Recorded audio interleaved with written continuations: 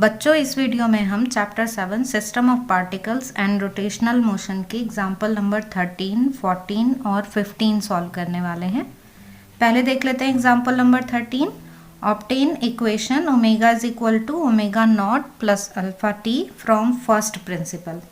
बच्चों, ये है kinematic equation for rotational motion, तो ये उसकी फर्स्ट इक्वेशन है जो हमें फर्स्ट प्रिंसिपल मीन्स डेरिवेटिव की हेल्प से या हम कहें कैलकुलस मेथड से हमको ये डेराइव करनी है। तो जैसे हमने काइनेमेटिक की इक्वेशन कैलकुलस मेथड से डेराइव की हुई है, बिल्कुल इसी तरीके से ही हम यहाँ पर फॉर रोटेशनल मोशन भी ये इक्वेशंस डेराइव करते हैं। तो हमें इस एग्जाम्पल में फर्स्ट इक्वेशन का डेरिवेशन करना है। तो चलिए इसका सॉल्यूशन देख लेते हैं। बच्चों, यहाँ इस इक्वेशन में हमें पता है कि ये है एंगुलर वेलोसिटी ओमेगा, ये एंगुलर एक्सेलरेशन और यहाँ ये है टी टाइम।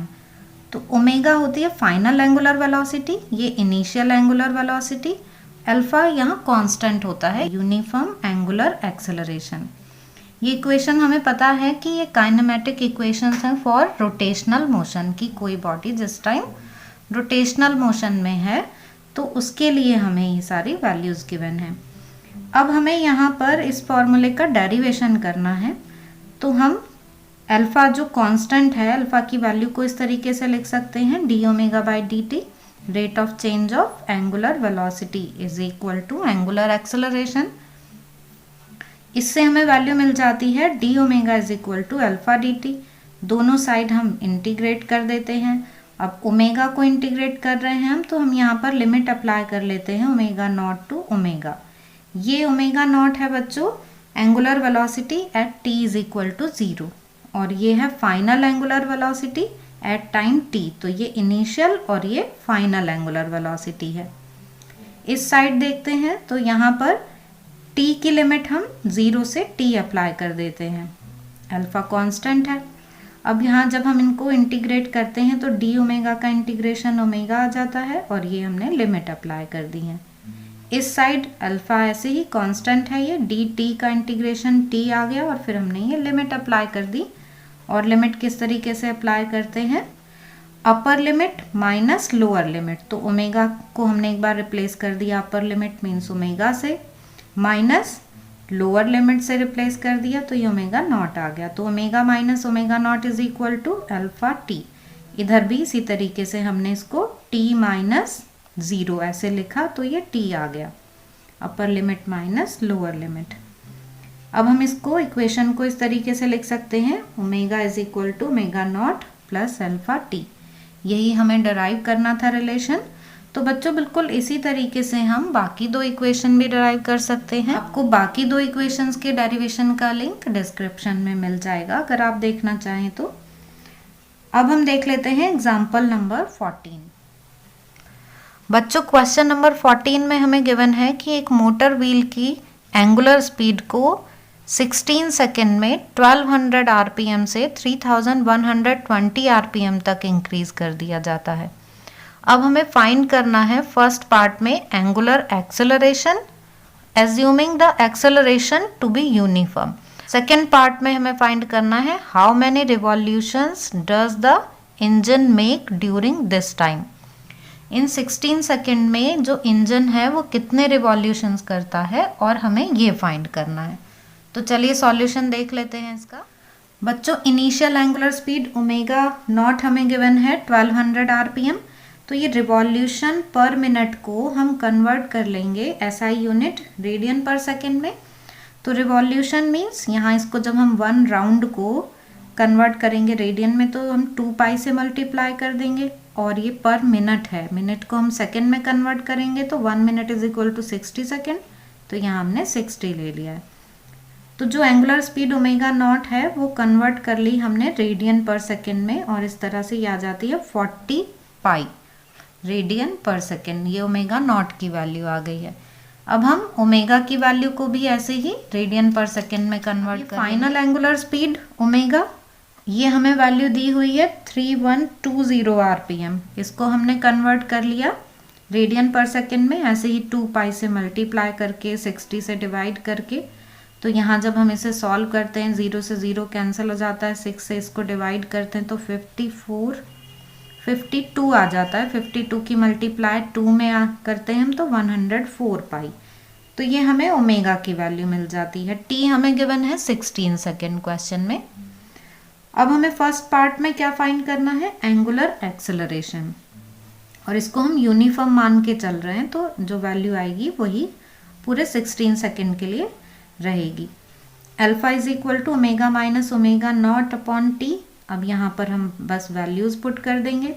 ओमेगा की वैल्यू 104 पाई, ओमेगा नॉट की वैल्यू 40 पाई, टी की वैल्यू 16, और जस्ट हम इसको सिंप्लीफाई कर लेते हैं। 104 में से हमने माइनस कर दिया 40, तो ये आ गया 64, और ये पाई अपॉन 16 से डिवाइड किया इसको, तो ये हमें अल्फा की वैल्यू मिल जाती है 4 पाई रेडियन पर सेकेंड। सेकेंड पार्ट में हमें फाइंड करना है कि इन 16 सेकेंड्स में इंजन कितने रिवॉल्यूशंस करता है, मीन्स हमें नंबर ऑफ रिवॉल्यूशंस फाइंड करने हैं। तो अगर हमें एंगुलर डिस्प्लेसमेंट पता चल जाए, मीन्स कितना एंगल कवर किया है वो पता चल जाए, तो हम उसको 2 पाई से, मीन्स एक जो रिवॉल्यूशन है उसके एंगल से डिवाइड करके नंबर ऑफ रिवॉल्यूशंस फाइंड कर सकते हैं। तो पहले हम एंगुलर डिस्प्लेसमेंट फाइंड कर लेते हैं। एंगुलर डिस्प्लेसमेंट के लिए हमने ये इक्वेशन यूज कर ली है, second equation, theta is equal to omega nought t plus half alpha t square. यहाँ पर बच्चों हम वैल्यूज रख दे रहे हैं। ओमेगा नॉट की वैल्यू हमने जस्ट कैलकुलेट की है 40 पाई, टी हमें गिवन है 16 सेकेंड, ये हाफ, और अल्फा की वैल्यू ये हमने 4 पाई अभी यहाँ पर फाइंड की है, तो ये 4 पाई, और t की वैल्यू 16, इसका स्क्वायर कर दिया, t स्क्वायर है ना। तो अब यहाँ इसको हम सिंप्लीफाई कर लेते हैं।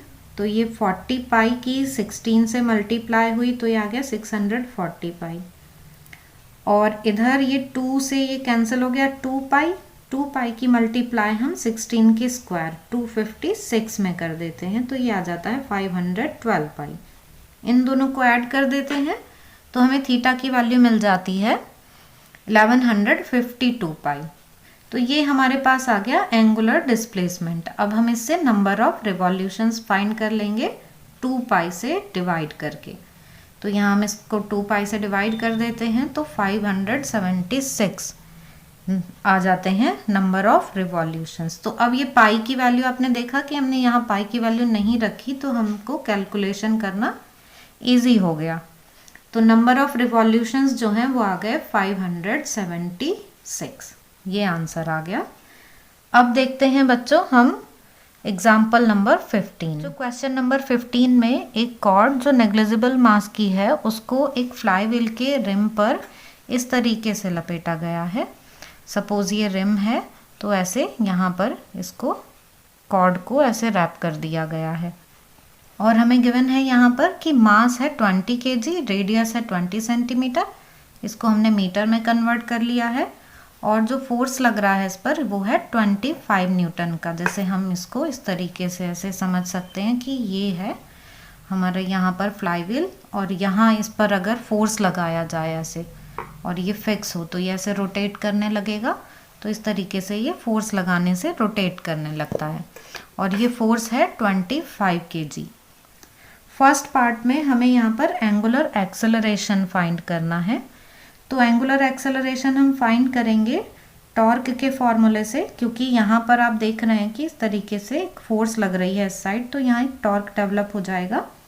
और टॉर्क का formula moment of inertia into angular acceleration. तो हमने इसी फॉर्मूले से अल्फा की वैल्यू कैलकुलेट करनी है, टॉ अपॉन आई, ये फाइंड करना है हमें। अब टॉर्क हम कैसे फाइंड करेंगे, एफ इंटू आर के फॉर्मूले से। टॉर्क का ये फॉर्मूला होता है ना। तो अब हम यहाँ पर फोर्स की वैल्यू रख देते हैं और ये रेडियस की वैल्यू रख देते हैं, तो इस तरह से टॉर्क की वैल्यू आ जाती है 5 न्यूटन मीटर। अब हम मोमेंट ऑफ इनर्शिया कैलकुलेट कर लेते हैं। तो फ्लाईव्हील के लिए बच्चों मोमेंट ऑफ इनर्शिया का फॉर्मूला होता है हाफ mr स्क्वायर अपॉन 2।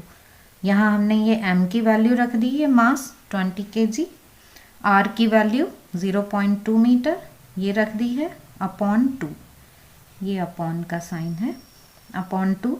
अब यहाँ इसको हमने सिंप्लीफाई कर लिया, 2 से ये 20 को हमने डिवाइड किया, 10 आ गया, 10 की मल्टीप्लाई 0.2 के स्क्वायर 0.04 में कर दी तो 0.40 किलोग्राम मीटर स्क्वायर, ये हमें मोमेंट ऑफ इनर्शिया की वैल्यू मिल गई है। अगर आपको डेसिमल की कैलकुलेशन में कोई प्रॉब्लम आती है तो आप इसको जस्ट ऐसे भी लिख सकते हैं 20/100 और उस तरीके से भी सॉल्व कर सकते हैं, जैसे कैलकुलेशन आपको सही लगे। तो यहाँ मोमेंट ऑफ इनर्शिया की वैल्यू भी आ गई। अब हम इस फॉर्मूले में टॉर्क की वैल्यू रख देंगे, मोमेंट ऑफ इनर्शिया की वैल्यू रख देंगे। तो अल्फा की वैल्यू 5/0.4, ये टॉर्क की वैल्यू, ये मोमेंट ऑफ इनर्शिया की वैल्यू। तो डिवाइड करके आ जाता है 12.5 रेडियन पर सेकेंड स्क्वायर, ये अल्फा की वैल्यू आ गई है। ठीक है, अब बी पार्ट में हमें कैलकुलेट करना है find the work done by the pull when 2 metre of the cord is unbound. अब यहाँ हम देख रहे हैं कि ये इस तरीके से, ये ऐसे इस कंडीशन में है। तो हमसे पूछा है कि यहाँ पर 25 न्यूटन का फोर्स लगाया गया है और 25 न्यूटन का फोर्स लगाने के बाद कितना वर्क डन होगा अगर इसको ऐसे इस तरीके से 2 मीटर अनबाउंड कर दें। ये जो है यहाँ पर ये लेंथ, ये 2 मीटर हो, इतना 2 मीटर इसको यहाँ पर ओपन करने में कितना वर्क करना होगा वो हमें बताना है। तो वर्क डन का फॉर्मूला फोर्स इंटू डिस्प्लेसमेंट। अब हम यहाँ पर देख रहे हैं कि ये जो कॉर्ड ओपन होके आ रही है वही डी की वैल्यू है। तो W is equal to F into d से यहाँ फोर्स है 25 न्यूटन और डी की वैल्यू 2 मीटर गिवन है, मल्टीप्लाई कर देंगे तो ये वर्क डन आ जाएगा 50 जूल। तो इस तरह से हमें वर्क डन की वैल्यू मिल जाती है 50 जूल। बच्चों अब सी पार्ट में find also the kinetic energy of the wheel at this point, हमें काइनेटिक एनर्जी फाइंड करनी है इस पॉइंट पर। Assume that the wheel starts from rest, हमें ये मान के चलना है कि जो व्हील है वो रेस्ट से स्टार्ट होता है, मीन्स ओमेगा नॉट की वैल्यू 0 है। तो ये बच्चों काइनेटिक एनर्जी ऑफ व्हील के लिए फॉर्मूला 12I ओमेगा स्क्वायर, ये मोमेंट ऑफ इनर्शिया और ये है angular velocity. Moment of inertia हम पीछे कैलकुलेट कर चुके हैं, अब हम ओमेगा स्क्वायर की वैल्यू फाइंड कर लेंगे। तो ओमेगा स्क्वायर की वैल्यू के लिए हम ये थर्ड इक्वेशन ले लेते हैं रोटेशनल मोशन की। Omega square is equal to omega nought square plus 2 alpha theta. यहाँ हमें क्वेश्चन में गिवन है कि जो मोशन है वो रेस्ट से स्टार्ट हो रही है, मीन्स ओमेगा नॉट की वैल्यू है 0। तो ओमेगा नॉट को हम यहाँ 0 रख देते हैं तो omega square is equal to 2 alpha theta आ जाता है। अब अल्फा की वैल्यू हमने अभी कैलकुलेट की है 12.5 रेडियन पर सेकेंड स्क्वायर, तो वो वैल्यू हमने पुट कर दी। अब थीटा हमें और फाइंड करना पड़ेगा, तो ये यहाँ पर 25 थीटा आ गई ओमेगा स्क्वायर की वैल्यू, तो हम थीटा और कैलकुलेट कर लेते हैं। थीटा कैसे फाइंड करेंगे? थीटा है एंगुलर डिस्प्लेसमेंट, तो हम angle is equal to arc upon radius का फॉर्मूला ले लेते हैं।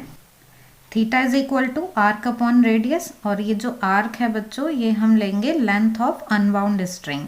अब ये कैसे, इसको हम एक बार और समझ लेते हैं कि हम ये इस तरीके से ले रहे हैं कि ये है कॉर्ड।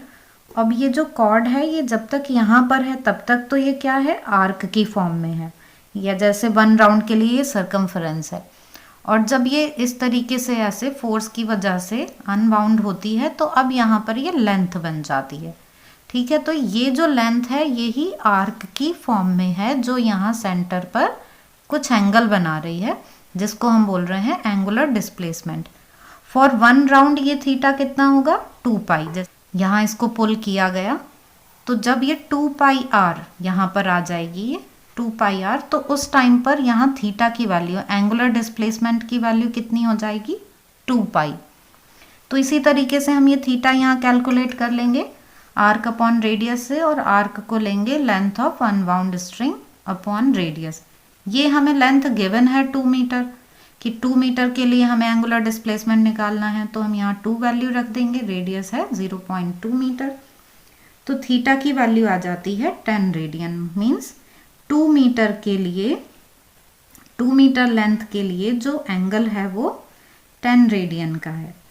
तो अब ये थीटा की वैल्यू हम यहाँ पे रख दें तो ओमेगा स्क्वायर की वैल्यू मिल जाएगी। Omega square is equal to 25 theta आया था ना, तो हम यहाँ पे थीटा को 10 रख देते हैं, तो ओमेगा स्क्वायर 250 रेडियन पर सेकेंड का स्क्वायर ये आ जाता है।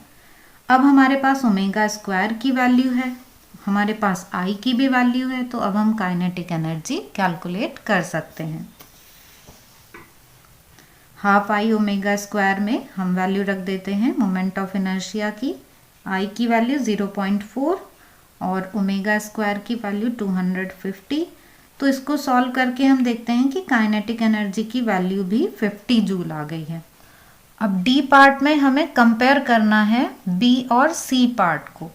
तो बी पार्ट में हमने कैलकुलेट किया वर्क डन, सी पार्ट में हमने काइनेटिक एनर्जी, और हमने देखा कि दोनों की ही वैल्यू इक्वल आती है। Kinetic energy is equal to the work done, मतलब there is no loss of energy due to friction. तो यहाँ पर जो फ्रिक्शन है उसका कोई रोल नहीं है, अदरवाइज हीट की फॉर्म में या किसी भी तरीके से थोड़ा एनर्जी का लॉस हो जाता, पर एनर्जी का लॉस नहीं है।